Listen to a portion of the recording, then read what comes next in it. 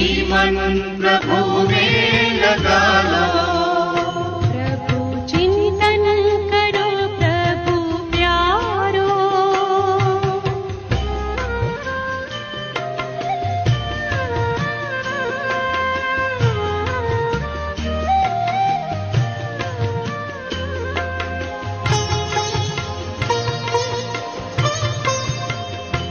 हर तरफ से बुद्धि हटा गए, देखो परमात्मा में लगा गए। मन खुशियों से भर जाएगा, आचरण में जरा देखो ला गए। ज्ञान मंथन करो दुलारो, ज्ञान का दीप फिर से जला लो। प्रभु चिंतन करो प्रभु प्यारो, तो घड़ी मन प्रभु में लगा लो। ओम शांति। आज 23 जून 2021।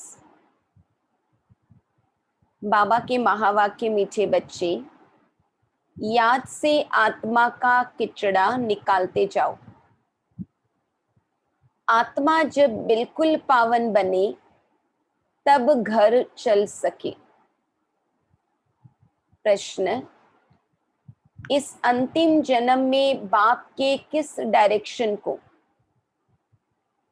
पालन करने में ही बच्चों का कल्याण है?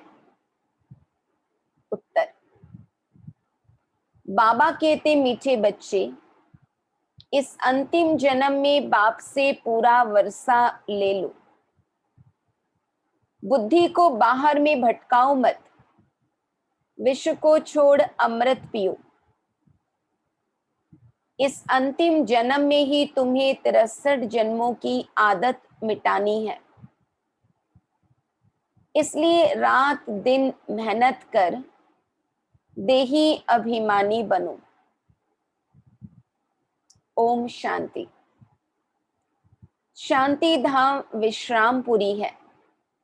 इस दुनिया से सब थके हुए हैं, चाहते हैं कि हम अपने सुखधाम में जाएं। यह दुनिया अच्छी नहीं लगती। स्वर्ग को देखते हैं तो नर्क से दिल कैसे लगे। कहते हैं बाबा जल्दी करो, इस दुखधाम से ले चलो। बाप भी समझाते हैं यह तो छीछी दुनिया है। इनका नाम ही है डेविल वर्ल्ड, नर्क। यह कोई अच्छा अक्षर है क्या? नर्क या फिर डेविल वर्ल्ड? कहाँ डीटी वर्ल्ड, कहाँ डेविल वर्ल्ड? इस डेविल वर्ल्ड में सब तंग हो गए हैं, परंतु वापिस कोई जा नहीं सकते। तमो प्रधानता की खाद पड़ी हुई है। वह खाद आत्मा से निकले, उसके लिए पुरुषार्थ कर रहे हैं। जो अच्छे पुरुषार्थी हैं उनकी अवस्था पिछाड़ी में अच्छी हो जाएगी। यह पुरानी दुनिया खलास हो जाएगी। अब तो बाकी थोड़े रोज है। जब तक बाप आकर वापिस न ले जाए तब तक कोई वापिस जा नहीं सकते। दुनिया में दुख है ना, घर में भी कोई ना कोई दुख रहता है। तुम बच्चों के दिल में है। बाबा अब हमें दुखों से छुड़ाने आए हैं। जो अच्छे निश्चय बुद्धि हैं वह बाप की याद को कभी भूलते नहीं। उनको कहा ही जाता है सर्व का दुख हरता। बच्चे ही पहचानते हैं। अगर सब पहचान ले तो फिर इतने सब मनुष्य कहाँ आकर बैठे? यह हो न सके। इसलिए ड्रामा में युक्ति भी ऐसी रची हुई है। जो श्रीमत पर चलते हैं वही ऊंच पद पा सकते हैं। वह तो ठीक है, सजाई खाकर भी शांति धाम अथवा पावन दुनिया में जाएंगे, परंतु ऊंच पद पाने के लिए तो पुरुषार्थ करना पड़े ना। दूसरा, पावन बनने बिगर पावन दुनिया में कोई जा न सके। यह जो कहते हैं कि फलाना ज्योति ज्योत समाया वापिस गया, यह हो नहीं सकता। जो पहले पहले सृष्टि पर आए हैं लक्ष्मी नारायण, वह भी वापिस नहीं जा सकते, तो और कोई कैसे जा सकते हैं। इनके भी अब 84 जन्म पूरे हुए, अब जाने के लिए तपस्या कर रहे हैं। बाबा कहते जो लक्ष्मी नारायण की आत्मा, उनके भी 84 जन्म पूरे हुए, वह भी वापिस जाने का पुरुषार्थ कर रहे हैं। सब पुकारते ही हैं एक बाप को, ओ गॉड फादर, ओ लिबरेटर। वह गॉड फादर है दुख हरता सुख करता। कृष्ण आदि और किसको थोड़ी पुकारते हैं। क्रिश्चियन हो, मुसलमान हो, सब ओ गॉड फादर के पुकारते हैं। आत्मा बुलाती है अपने फादर को। फादर कहते तब हैं जब समझते हैं हम आत्मा हैं। आत्मा भी कोई चीज है ना, आत्मा कोई बड़ी चीज नहीं है, वह तो एक स्टार है और अति सूक्ष्म है। जैसे बाबा है वैसे ही आत्मा का स्वरूप है। अब तुम बाप की महिमा करते हो, वह सत्य चित्त है, ज्ञान का सागर, आनंद का सागर है। तुम्हारी आत्मा भी उनके समान बनती है। तुम्हारी बुद्धि में अब सारी सृष्टि के आदि मध्य अंत का ज्ञान आ गया है, और कोई मनुष्य मात्र में यह ज्ञान नहीं है। सारा भारत, सारी विलायत ढूंढ लो, कोई को भी पता नहीं। आत्मा 84 जन्मों का पाठ बजाती है। 84 लाख तो इम्पॉसिबल है। 84 लाख जन्मों का तो कोई वर्णन ही न कर सके। बाप कहते हैं तुम अपने जन्मों को नहीं जानते हो, हम सुनाते हैं। वह सब सुनते हुए भी पत्थर बुद्धि समझते नहीं कि 84 लाख जन्म हो तो कोई सुना ही कैसे सकते। अभी तुम जानते हो हम ब्राह्मण हैं, हमने 84 जन्म लिए हैं। ब्रह्मा ने भी 84 जन्म लिए हैं, विष्णु ने भी 84 जन्म लिए हैं। ब्रह्मा सो विष्णु, विष्णु सो ब्रह्मा।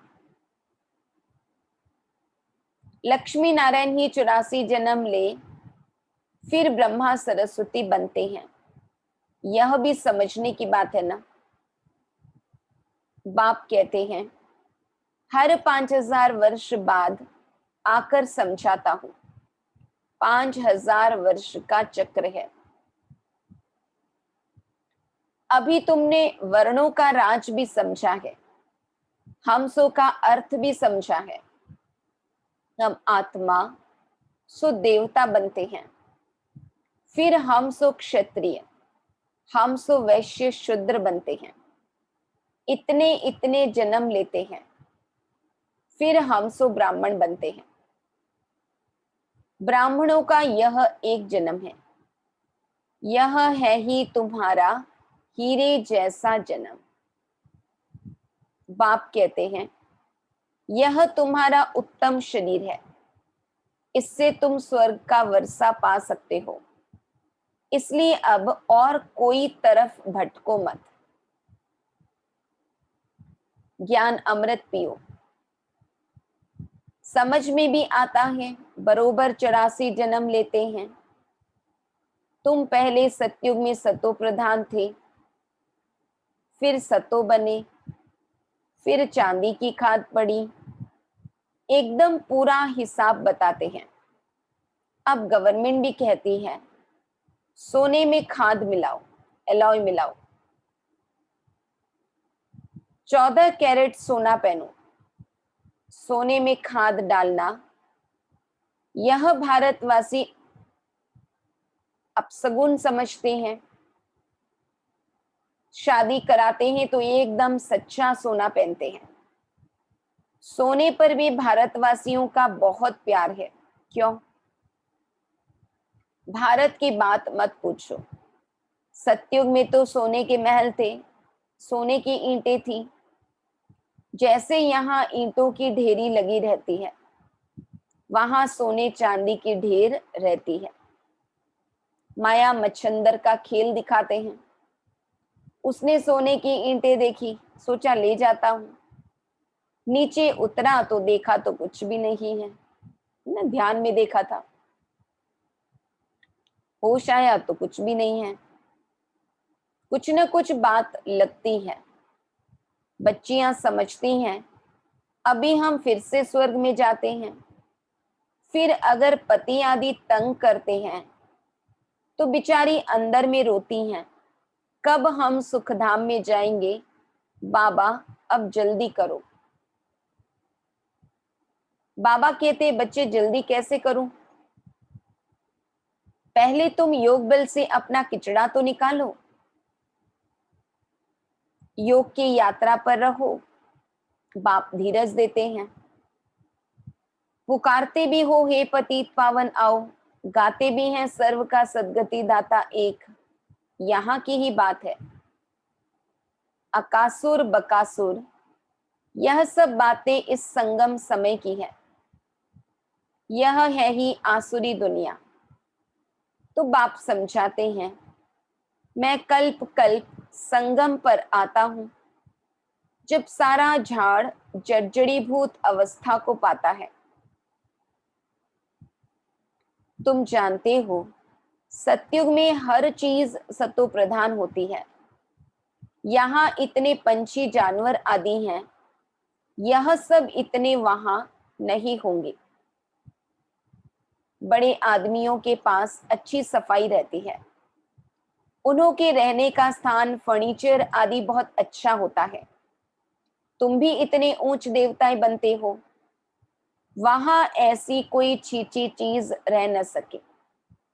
यहाँ तो मच्छर आदि अनेक प्रकार की बीमारियां, कितनी गंदगी रहती है।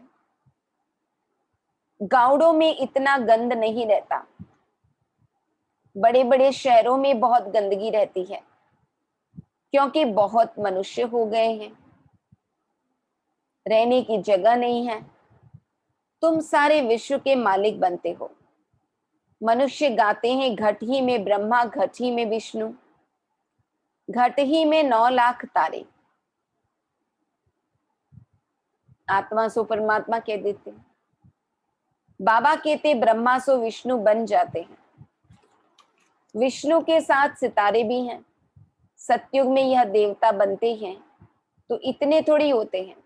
झाड़ पहले छोटा होता है ना, थोड़ी आबादी होती है, फिर वृद्धि को पाता है। सतयुग में तो बहुत थोड़े होंगे। मीठी नदियों के ऊपर रहते होंगे।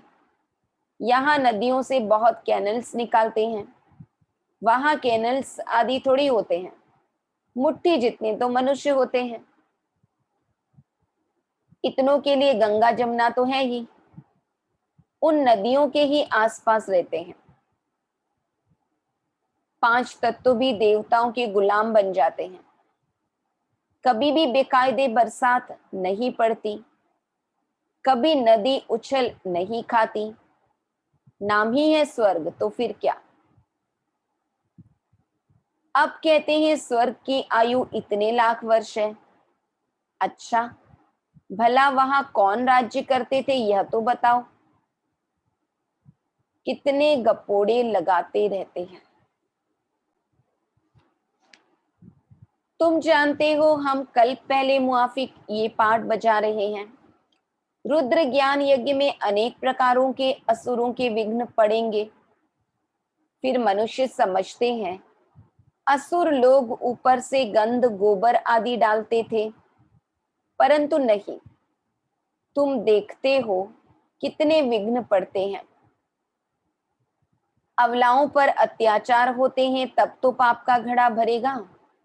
बाबा कहते यही वो बाबा का स्थापित यज्ञ है जिसमें पतित विकारी मनुष्य विघ्न डालते हैं। बाप कहते हैं थोड़ा सहन करना पड़ेगा, तुम अपने बाप और वर्षे को याद करते रहो, मार खाने समय भी बुद्धि में याद करो शिव बाबा, तुमको तो बुद्धि में ज्ञान है। किसको फांसी पर चढ़ाते हैं तो पादरी लोग कहते हैं गॉड फादर को याद करो, ऐसे नहीं कहेंगे क्राइस्ट को याद करो। इशारा गॉड के लिए करते हैं, वह इतना लवली है, सब उनको पुकारते हैं, आत्मा ही पुकारती है। अब देही अभिमानी बनने में ही मेहनत है। 63 जन्म तुम देह अभिमान में रहे हो, अभी इस एक जन्म में वह आधा कल्प की आदत मिटानी है। तुम जानते हो देही अभिमानी बनने से हम स्वर्ग के मालिक बन जाएंगे, कितनी ऊंच प्राप्ति है। तो रात दिन इसी कोशिश में रहना पड़े। मनुष्य धंधे आदि के लिए भी मेहनत करते हैं।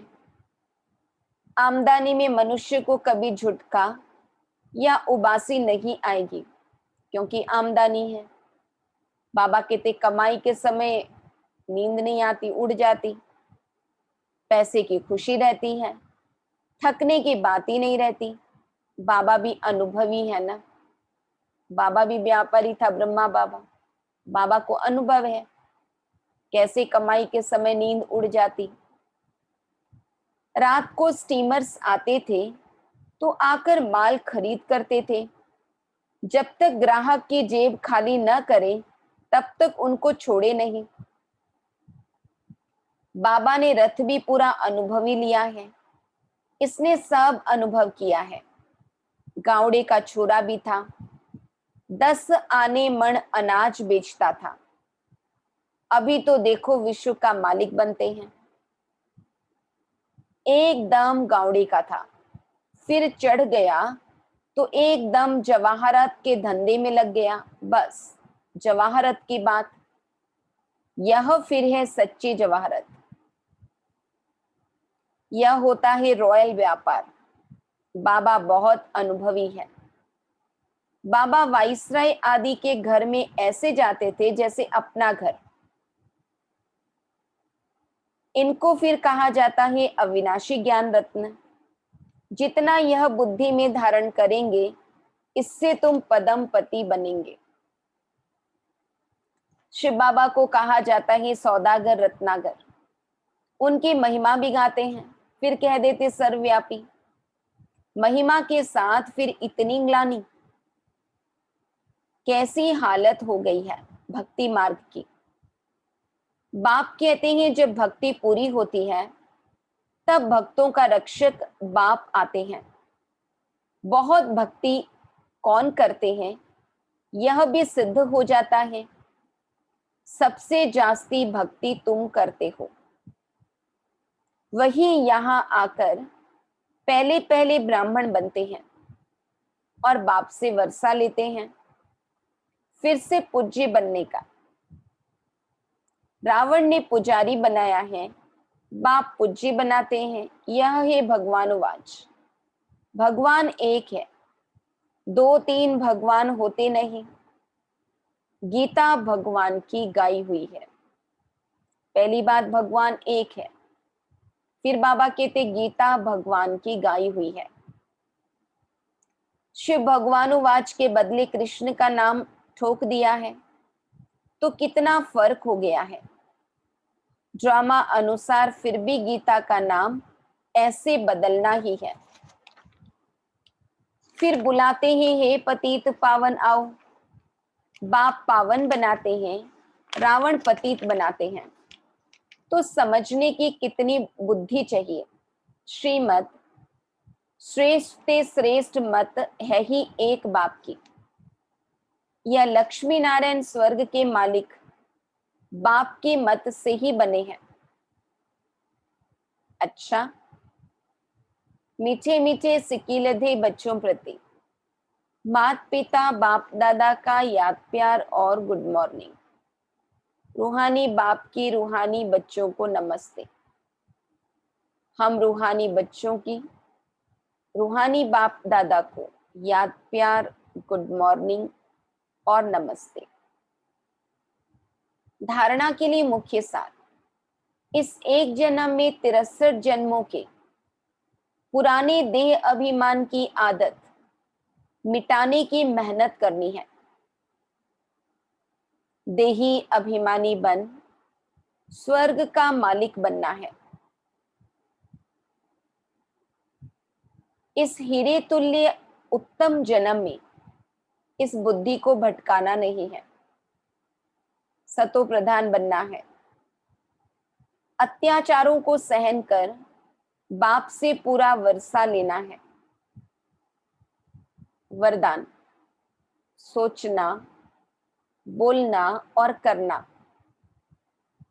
तीनों को समान बनाने वाले सर्वोत्तम पुरुषार्थी भव। सभी शिक्षाओं का सार है कि कोई भी कर्म से देखने, उठने, बैठने, चलने, सोने से फरिश्तापन दिखाई दे। हर कर्म में अलौकिकता हो। कोई भी लौकिकता कर्म व संस्कारों में न हो। सोचना, करना, बोलना सब समान हो। ऐसे नहीं कि सोचते तो थे कि यह ना करें लेकिन कर लिया। जब तीनों ही एक समान और बाप समान हो तब कहेंगे श्रेष्ठ व सर्वोत्तम पुरुषार्थी।